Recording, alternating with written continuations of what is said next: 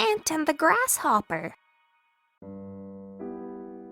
It was a hot summer day.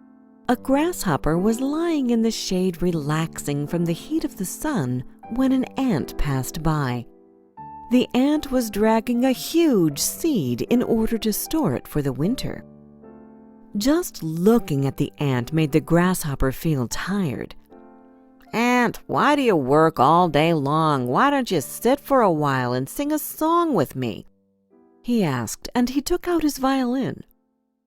"I am gathering food for the winter when it will be cold and there will be no food. It would be a good idea if you did the same," the ant answered. "Oh, Ant, why worry about the winter? There is plenty of food right now," the grasshopper replied.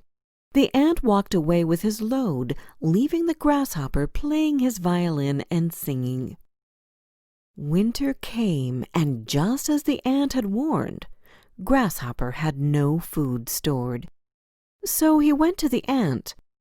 "Hello again, Ant. I came to sing you a song in return for some food."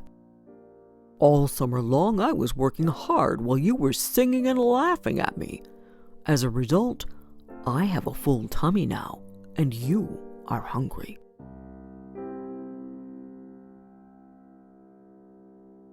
The City Mouse and the Country Mouse. Knock, knock. The country mouse ran towards the door excitedly. He was expecting his cousin from the city to come and visit. "Hello, dear cousin," he said, and gave his cousin a big hug and made him sit down at the laid table.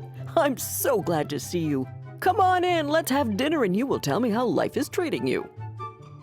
"My dearest cousin, thank you for your warm welcome," the city mouse said. He took a quick look at the neatly set table, which had only a few dry berries and a dozen walnuts on it. "Life seems to be treating me better than you.